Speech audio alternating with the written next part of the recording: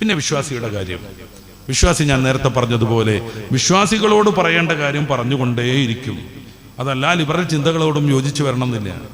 സ്ത്രീ പുറത്തിറങ്ങരുത് അത്യാവശ്യത്തിനല്ലാതെ എന്ന് പറഞ്ഞാൽ അത് മതത്തിന്റെ നിയമമാണ്.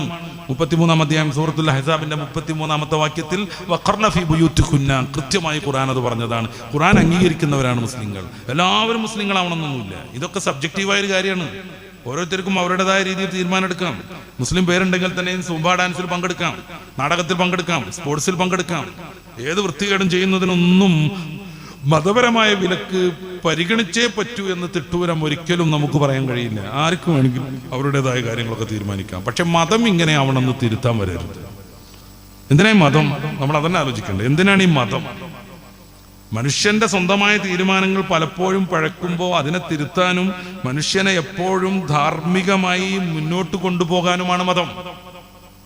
100% ഇസ്ലാം അങ്ങനെയാണ്.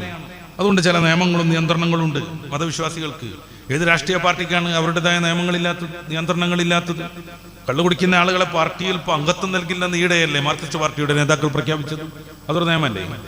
അതൊരു നിയന്ത്രണമല്ലേ? ഒരു സ്കൂളിലേക്ക് ഇന്ന യൂണിഫോം വേണമെന്ന് കുട്ടികൾക്ക് നിർബന്ധം വെക്കുന്നത് എന്തായാലും അവരെ സംബന്ധിച്ച് ബുദ്ധിമുട്ടന്നല്ലേ? ഇത്ര സമയത്ത് ഇത്ര രീതിയിൽ വരണമെന്ന് പറയുന്നത് ബുദ്ധിമുട്ടല്ലേ? എല്ലാവരും അടങ്ങി ഒതുങ്ങി നിൽക്കണം എന്ന് പറയുന്നത് ബുദ്ധിമുട്ടല്ലേ? പരീക്ഷയിൽ തോറ്റുപോയാൽ താഴെ ക്ലാസ്സിൽ ഇരുത്തും എന്ന് ഭീഷണിപ്പെടുത്തി താഴെ ക്ലാസ്സിൽ ഇരുത്തിയത് കൊണ്ടാണ് കേരളത്തിൽ ഒരു കുട്ടി ഈ ഒരു 4 ദിവസം മുന്നേ ആത്മഹത്യ ചെയ്തത്. ഒരു ദിവസം ഇങ്ങനെ ചാനലിലൂടെ ഓടിക്കളിച്ചു, പിന്നീട് അത് ഏതെങ്കിലും രീതിയിൽ ചർച്ച വന്നോ? എന്തേ കാരണം? അതൊരു മുസ്ലിം സ്ഥാപനമായിരുന്നെങ്കിൽ, ആ കുട്ടി അതിന് പ്രേരിപ്പിച്ച പ്രിൻസിപ്പാളെങ്ങാനും തലയിൽ തട്ടയിടുന്ന ഒരു സ്ത്രീ ആയിരുന്നെങ്കിൽ കേരളത്തിൽ ഒരു മാസത്തിന് അത് തന്നെ ധാരാളം മതിയായിരുന്നു. ഈ രീതിയിൽ വർഗീയവൽക്കരിക്കപ്പെടാൻ പാടുണ്ടോ നമ്മുടെ മനസ്സ്? ഇതൊക്കെ നിയമങ്ങളല്ലേ? ഈ നിയമങ്ങളൊക്കെ പ്രയാസമുണ്ട് എന്നതുകൊണ്ടല്ല ആ കുട്ടി ആത്മഹത്യ ചെയ്തത്. 3 മാർക്ക് കുറഞ്ഞു എന്നാണ് പറയുന്നത്. അത് കാരണം ആ കുട്ടിയെ താഴെ ക്ലാസ്സിലേക്ക് ഇരുത്തി. അത് ആ കുട്ടിയെ സംബന്ധിച്ചിടത്തോളം പ്രയാസം തന്നെയല്ലേ? നമ്മുടെ ഭൗതികമായ സംവിധാനങ്ങളിലൊക്കെ പ്രത്യേക നിയമങ്ങളില്ലേ? എന്തിനാണ് നിയമസഭയിലേക്ക് ജീവനക്കാർ വന്നിട്ട് കൃത്യസമയത്ത് പഞ്ച് ചെയ്യുന്നത്, പോകുന്ന സമയത്ത് പഞ്ച് ചെയ്യുന്നത്? അതിനിടക്ക് സമയം നഷ്ടപ്പെട്ടിട്ടുണ്ടെങ്കിൽ അവരുടെ ശമ്പളത്തിൽ നിന്ന് അത്ര കുറക്കുമെന്ന് പല മാനേജ്മെന്റുകളും തീരുമാനിക്കുന്നത്. മനുഷ്യനാണ്, നിയമം വേണം. ചെറുപ്പം മുതൽ ഒരൊറ്റ ജീവിവർഗവും സ്വന്തം വിസർജ്യം വ്യാപകമായി കഴിക്കാറില്ല. ഒരു മനുഷ്യക്കുട്ടി ജസ്റ്റ് നടക്കുന്ന, മുട്ടുകുത്തി നടക്കുന്ന കാലത്ത് അത് വിസർജിച്ചു എന്ന് സങ്കല്പിക്കുക. അത് വാരി തിന്നിട്ടുണ്ടാകും.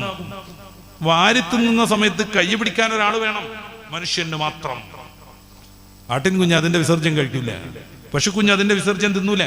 മനുഷ്യക്കുട്ടി തിന്നിരിക്കും. സ്വാഭാവികമായും അതിനെ നിയന്ത്രിക്കാൻ, കൈപിടിക്കാൻ ഒരാൾ വേണം. മനുഷ്യന് മാത്രം, മനുഷ്യന്റെ ലോകത്ത് മാത്രം നിയമങ്ങൾ വേണം.